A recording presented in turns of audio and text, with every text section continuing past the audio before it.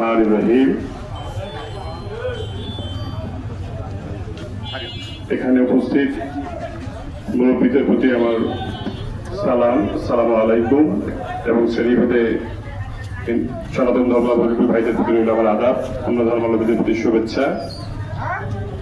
আমি শুরুতেই কৃতজ্ঞতা প্রকাশ করছি আজকের এই অনুষ্ঠানের সম্মানিত সভাপতি, আমাদের জাতীয়তাবাদী শক্তির অন্যতম একজন কর্মী নিষ্ঠাবান জনাব সুজাবুল ইসলাম জুয়েল ভাই। এত অল্প সময়ে উনি একটি চমৎকার এই পথসভার আয়োজন করেছেন। আর আমি দুঃখ প্রকাশ করছি, অনেকেই দাঁড়িয়ে আছেন এখানে। আবার একদিক থেকে আপনাদের ভালোবাসা দেখে আন্তরিকতার রূপ হয়ে গেল যে আপনারা ধানের শীষের প্রতি এত ভালোবাসা রেখে এই গরমের মধ্যে দাঁড়িয়ে আমাদের মতো সামান্য লোকের ডাকে যে আপনারা আমাদের কথা দাঁড়িয়ে শুনছেন, সেই জন্য আপনাদের প্রতি আমার কৃতজ্ঞতা এবং ভালোবাসা অবশ্যই বেড়ে গেল।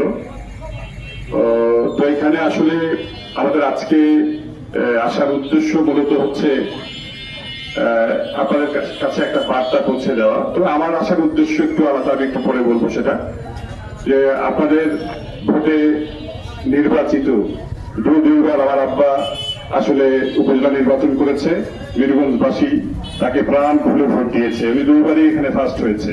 তো সেই জন্য আপনাদের আসলে আমি এই মাইকে বলে আসলে শোধ করতে পারবো না। বীরগঞ্জবাসীর জন্য আমার পক্ষ থেকে একটা করতালি হয়ে যাবে। আমরা বিগত দিনে আসলে চেষ্টা করেছি আপনাদের যে কোনো বিষয়ে যদি আমাদের কাছে যান, আমার কাছে গেছেন যারা, আমার আপনার কাছে যারা গেছেন, অন্তত চেষ্টা করেছি আপনাদের পাশে থাকার জন্য। এই অভিযোগে কেউ অভিযুক্ত আসলে করতে পারবেন না, আমি দায়িত্ব নিয়ে এই কথাটা বলছি যে কেউ গিয়েছেন আমরা তার পাশে খাওয়াই না, এরকম না। আর দ্বিতীয় হচ্ছে, এখানে অনেকেই হয়তো আপনারা জানেন না বা অনেকে একটু দ্বিধাদ্বন্দ্বে আছেন যে আল্লাহ সৈয়দ সাহেব ভোট করবেন কিনা। তো ওনার পক্ষ থেকে হচ্ছে মেসেজটা হচ্ছে এই যে উনি সুস্থ আছেন, আল্লাহ যদি চায় দল থেকে যদি ওনাকে মনোনয়ন দেওয়া হয়, উনি আগামী দিনে নীলফামারী এই দিনে জলঢাকায় ধানের শীষের পক্ষে উনি প্রার্থীরা গ্রহণ করবে। এবং আপনাদেরকে আসলে আমার পূর্ববর্তী বক্তারা যারা এখানে ওনারা বলে গেছেন যে আমাদের কাছে মেসেজ দেওয়া হয়েছে যে উনি যেন এলাকায় কাজ করেন, দল প্রাথমিকভাবে ওনাকে আসলে মনোনীত করেছে ধানের শীষের পক্ষে। তো আমরা দোয়া করব উনি যেন চূড়ান্ত ভাবে ধানের শীষের মনোনয়ন পান। কি বলেন আপনারা? আর সবচেয়ে বড় কথা হচ্ছে যে আমাদের এই আসনটা আসলে দীর্ঘদিন থেকে আমরা অবহেলিত, বঞ্চিত, আমরা বিভিন্ন ভাবে নির্যাতিত। এখানে আইন শৃঙ্খলার সমস্যা, এখানে বেকারত্ব, এগুলো আমরা সব মুখে বলে যাই, কিন্তু কারণটা কি? কারণটা আমরা আসলে সবচেয়ে বড় যে সমস্যা, আমাদের বিগত 30 বছরের জনপ্রতিনিধি যারা, তারা সবাই ভাড়া দিয়ে, স্থানীয় কোনো জনপ্রতিনিধি ছিল না। এবং স্থানীয় জনপ্রতিনিধি যে দুই একজন ছিল স্বল্প সময়ের জন্য, তারা নিজেদের আখের গোছানো নিয়ে ব্যস্ত ছিল, তারা জলঢাকাবাসীর জনগণের চিন্তা করে নাই, তাই না? আমরা এখানে ধানের শীষ নিয়ে কথা হইলো, আমরা ধানের শীষ প্রেমিক মানুষ। তো ধানের শীষ কাটার পরে, ধান গাছ কাটার পরে যেমন সবগুলো ধান গাছ মিলে কি বাদ কাটি, আর জলঢাকার রাজনীতির মাঠে নীলগঞ্জ একটা অন্যতম ঘাঁটি, নাকি কি বলেন? নীলগঞ্জ অন্যতম একটা ঘাঁটি না? তো নীলগঞ্জে আমি দায়িত্ব নিয়ে বলতেছি যে এখানে ধানের শীষের পক্ষে আমরা শপথ নিয়ে একতাবদ্ধ থাকবো। আপনারা কি আমার সাথে একমত আছেন কিনা বলেন? এখানে প্রার্থী আমার চৌধুরী সাহেব হোক বা তার থেকে যোগ্য কেউ হোক, আমরা ধানের শীষের পক্ষেই কাজ করবো, তাই না? আপনার আমার সবার ভোট ধানের শীষের পক্ষে। সবচেয়ে বড় বিষয় হচ্ছে আমরা ধানের শীষের পক্ষে, যেহেতু আমাদের দল একটি সুস্থ সুন্দর নির্বাচন আশা করতেছে, আমরা ধানের শীষের পক্ষেই সবাই থাকবো। এখন আমি দায়িত্ব নিয়ে ব্যর্থহীন করতে বলতে চাচ্ছি, এই জলঢাকার রাজনীতির মাটিতে আসলে রাজনৈতিক ষড়যন্ত্র বা রাজনৈতিক দুর্বৃত্তায়ন এটা দীর্ঘদিনের ইতিহাস। এখানে প্রতিপক্ষকে রাজনৈতিক ভাবে মোকাবেলা করার থেকে প্রতিপক্ষকে অন্যায় ভাবে ষড়যন্ত্র করে মামলা মোকদ্দমা বিভিন্ন ভাবে হেনস্থা করার ইতিহাস। তো এখানে আমি আগামীতে মনোনয়ন যদি আমার আব্বা পান বা যিনি পান, ধানের শীষের পক্ষে কোনো অসুবিধা নাই। ধানের শীষের কোনো কর্মীকে ধানের শীষের পক্ষে কাজ করে কোনো নেতাকে যদি কেউ অন্যায় ভাবে কোন রকম ষড়যন্ত্র করে কোন ভয় ভীতি কোন মামলা মোকদ্দমা এসবের ভয় দেখায়, আপনারা আমাকে জানাবেন দয়া করে। ভাই এগিয়ে চলো, আমরা আছি তোমার সাথে। ভাই এগিয়ে চলো, আমরা আছি তোমার সাথে। আমরা আছি তোমার সাথে। বাবু ভাই এগিয়ে চলো। শক্ত হাতে এইসব অন্যায়ের বিরুদ্ধে প্রতিবাদ করা হবে। এখানে বিনা কারণে সে যে কোনো দলের রাজনৈতিক কর্মী হোক, আমাদেরকে রাজনৈতিক সহাবস্থান তৈরি করতে হবে। আমাদেরকে আগামীতে সুস্থ ধারার রাজনীতি করতে হবে। সে আমার দলের কর্মী হোক, আল্লাহ চৌধুরী সাহেবের কর্মী হোক বা জারি কর্মী হোক, কারোর সাথে কোন ধরনের হয়রানিমূলক কর্মকাণ্ড করা যাবে না। আপনারা সবাই সচেতন থাকবেন। এই ধরনের অন্যায় যেখানে হবে সেখানে প্রতিবাদ করতে হবে এবং শক্ত ব্যবস্থা গ্রহণ করতে হবে। আপনারা দয়া করে আমার কান পর্যন্ত পৌঁছাবেন বিষয়টা। কোন ধরনের রাজনৈতিক দুর্বৃত্তায়ন, রাজনৈতিক সন্ত্রাস আগামী দিনে এই নীলগঞ্জের মাটিতে বা জলঢাকার মাটিতে প্রশ্রয় দেওয়া হবে না। এখানে হিন্দু ধর্মের অনেক লোক আছেন যারা মুখ খুলতে ভয় পাচ্ছেন। আপনারা বাংলাদেশের অধিবাসী, আপনারা জলঢাকার অধিবাসী, আপনাদের ভয় পাওয়ার কোনো কারণ নাই। আপনারা আমার ভাই, আপনারা এই বাংলাদেশের সম অধিকার নিয়ে বসবাস করার মতো নাগরিক। রাজনৈতিক সমর্থন, রাজনীতি করা এক জিনিস আর সামাজিক নিরাপত্তা প্রদান এক জিনিস। আপনি হন না কেন অন্য দলের সমর্থক, হন না কেন অন্য দলের রাজনৈতিক কর্মী, আপনাকেও যদি কেউ হয়রানি করে অন্য দলের সমর্থক হওয়ার পর আপনারা আমাকে জানাবেন। আপনাদের পাশে দাঁড়াই কিনা আপনারা বুঝে নেবেন ইনশাআল্লাহ। কোন রকম অন্যায় আচরণ কোন ধর্মের, কোন বর্ণের, কোন দলের লোকের সাথে করা যাবে না, কোন ষড়যন্ত্র করা যাবে না। এইভাবে কূটকৌশল করে আগামীতে কেউ ভোটের রাজনীতি জলঢাকায় করতে পারবে না যে আমার বিরোধী, ও আমাকে ভোট দিবে না, ওকে মামলায় ফেলবো, ও আমার বিরোধী, ও আমাকে ভোট দিবে না, ওকে হয়রানি করবো। এই সব চিন্তা ভাবনা করে আগামীতে জলঢাকায় রাজনীতি করা যাবে না।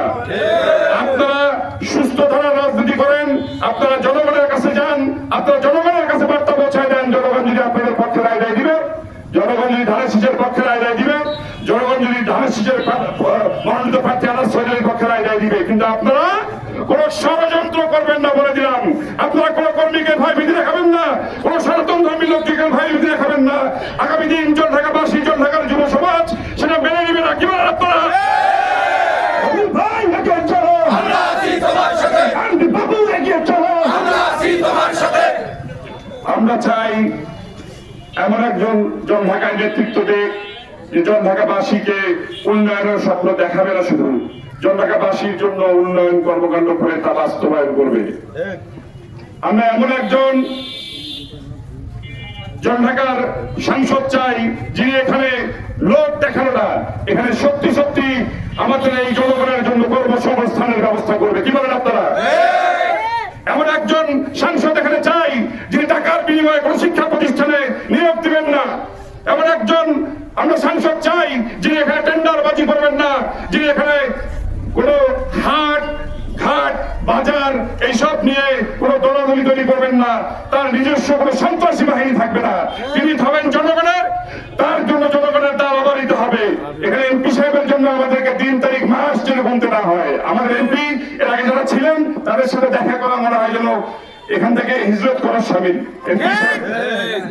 এমপি হচ্ছে নীলফামারী 3-এর, আসল হচ্ছে জলঢাকা। উনি থাকেন কোথায়? জলকাটা, ঢাকায়।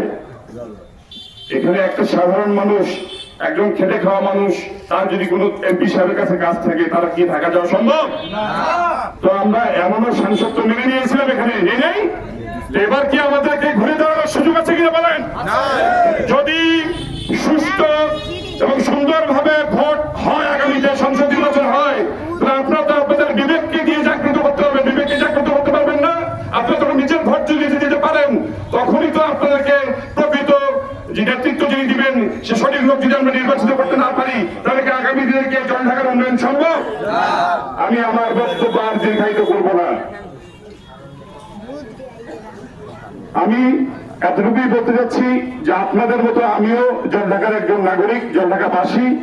আমি চাইবো আগামীতে জলঢাকাকে একজন সৎ, যোগ্য, নিষ্ঠা, ন্যায়পরায়ণ এবং সর্বোপরি যিনি মানুষের কথা চিন্তা করে এরকম একজন লোক নেতৃত্ব দেন। আলহাজ চৌধুরী সাহেবের মেসেজ কিন্তু উনি জলঢাকার মাটি ও মানুষের নেতা না, উনি জলঢাকার মাটি ও মানুষের নেতা হইতে চায় না, উনি আজীবন জলঢাকার মাটি ও মানুষের সেবা। আমি আমার আব্বার জন্য আপনাদের কাছে দোয়া চাচ্ছি, আমার নিজের জন্য দোয়া চাচ্ছি। আপনারা জানেন যে আগামীতে যে নির্বাচনটি আসলে আমরা আশা করছি এটা নিয়েও ব্যাপক ষড়যন্ত্র জাতীয় রাজনীতিতে হচ্ছে।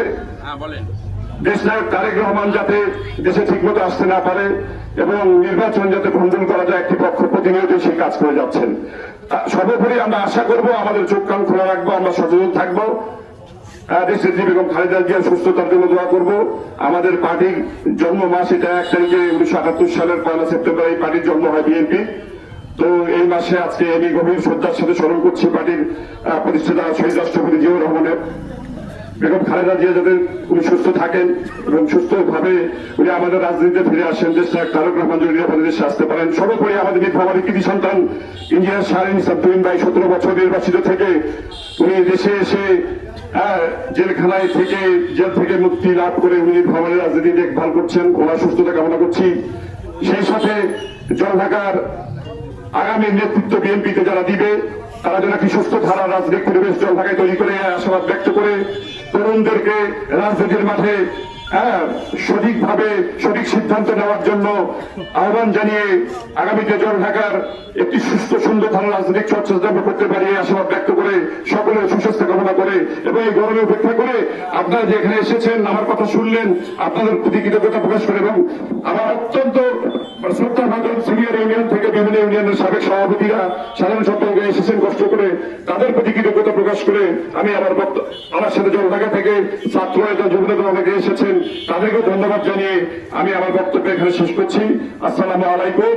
বাংলাদেশ জিন্দাবাদ, বাংলাদেশ জাতীয়তাবাদী দল জিন্দাবাদ, শহীদ জিয়া অমর হোক, খালেদা জিয়া জিন্দাবাদ, তারুণের অহংকার তারেক রহমান জিন্দাবাদ, তুহিন ভাই জিন্দাবাদ। ধন্যবাদ সবাইকে।